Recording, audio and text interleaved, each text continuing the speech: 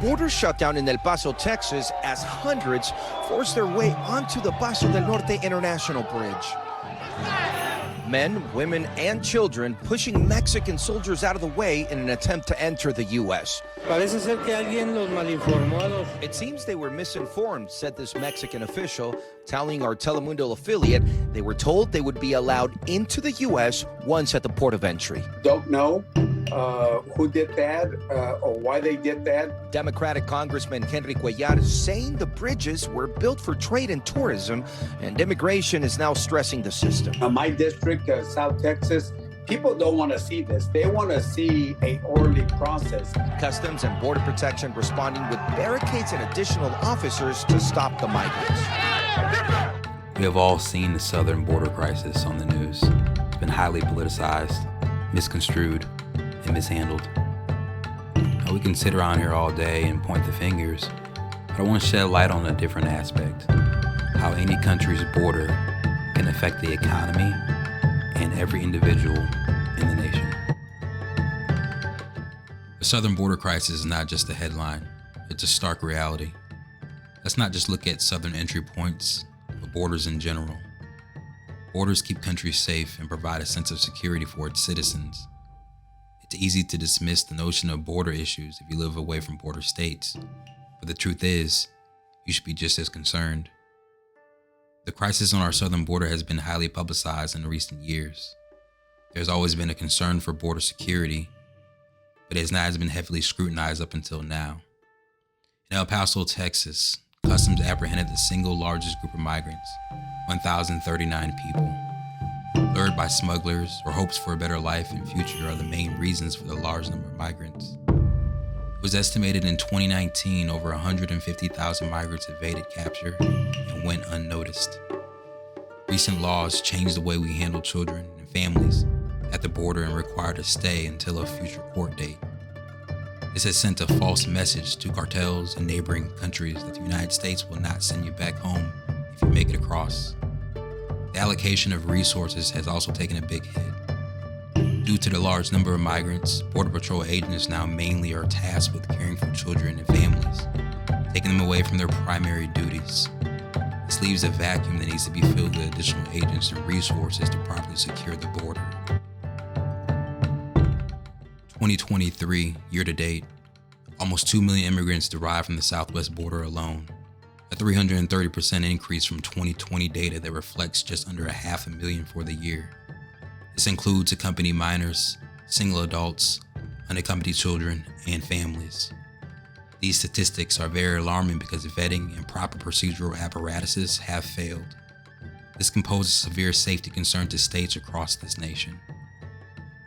With the outpour recently of drugs such as fentanyl coming into the country, the sense of urgency is ever more present.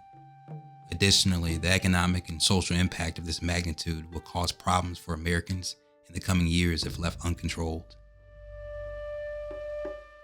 We all know how border control affects us short term, but what about long term? What about downstream?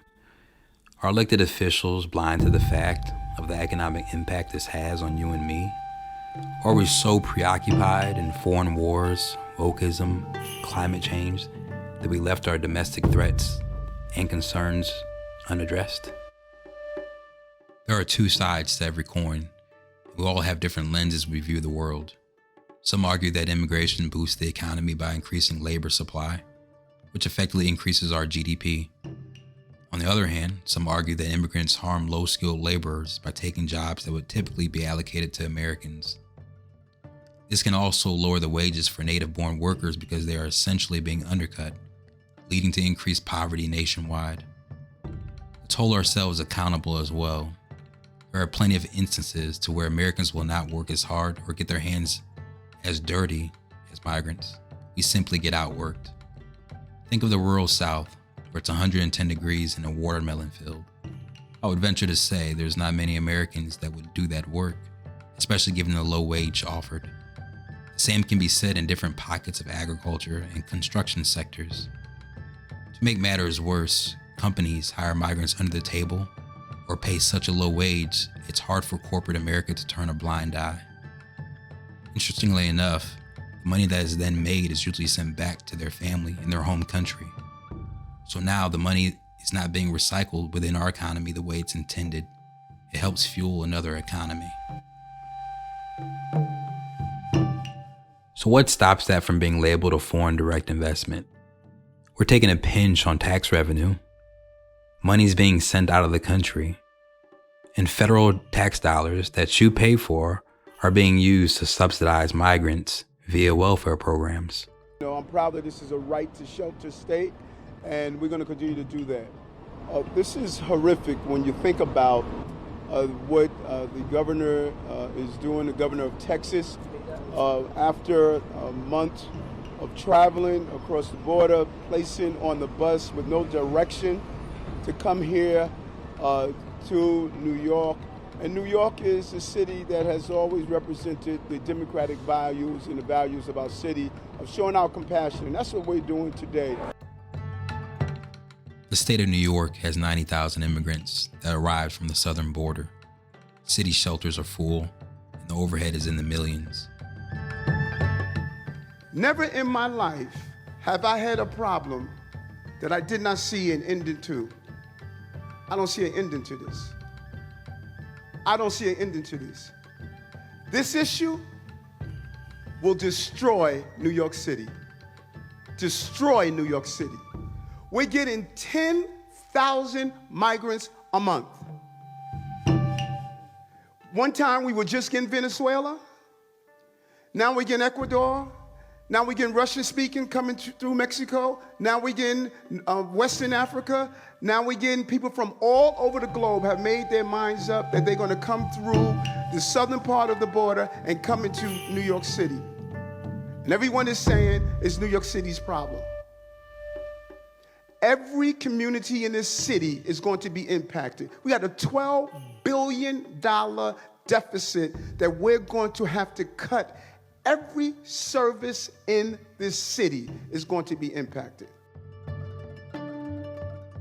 There are 11 sanctuary states, New York being one of them.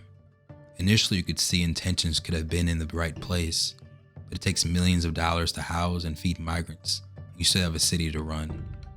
With the wealthy leaving to more tax-friendly states and decisions being made like political chess, it's no wonder why sanctuary states are pleading for funds from the federal government. This is all to show you how decisions and circumstances hundreds of miles away can affect you just as much.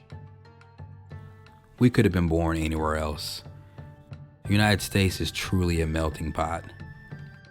Whether you're on the left, the right, whether you're a socialist or capitalist, I truly believe Americans want an immigration policy that is inclusive for all and that provides an opportunity for the pursuit of happiness.